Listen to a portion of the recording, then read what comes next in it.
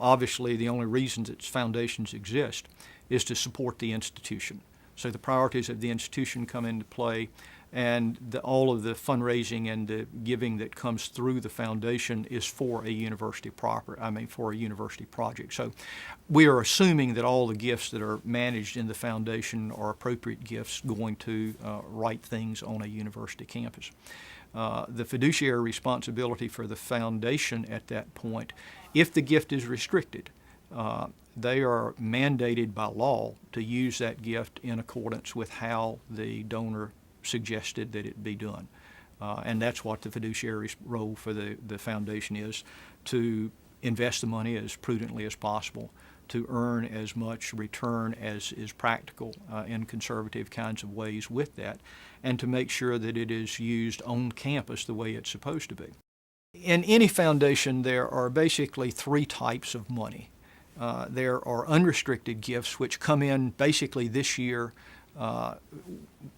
with a note from the donor that says, take this money, do good with it. It could be restricted to a school or a department, but it is basically unrestricted for the dean or the president to use as he or she sees fit for the best interest of the institution. Those normally are smaller gifts. When we talk about alumni annual giving, those normally are unrestricted gifts. There's a second category of gifts that are restricted gifts. A donor comes in and says, I would like to do, or we are solicited a donor for a gift of $100,000 or $500,000 or $10 million to set up a particular program in dance or opera or in English. And that person says, well, here is my gift of $1 million. Go buy or rent the space or rebuild the facility. But I want all of this facility and all the rebuilding committed to that particular project. So that is a restricted gift. When it comes in, we agree, and we have a fiduciary responsibility then. A restricted gift, we actually have a contract with the donor to use it exactly as she has said it had to be used.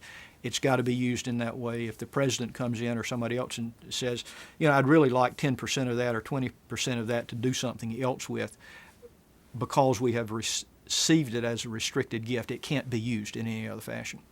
The third type of gifts that we use would be endowments, which is a specialized restricted gift. As an endowment comes in, the concept is never to use the corpus or the gift amount. Say it's $1 million that goes into a fellowship or a scholarship. That $1 million basically spends on its own and is invested, and then it throws off return each year, which we spend for the purpose of the endowment. If it's scholarship, it can only be used for scholarship. It can't be used for salaries or any other criteria. But that is an individual contract with that endowment used for specific purposes. And where a foundation or a president could really get into problems is if there is ever an invasion of restricted gifts or endowment gifts to do anything besides what they are set up to do.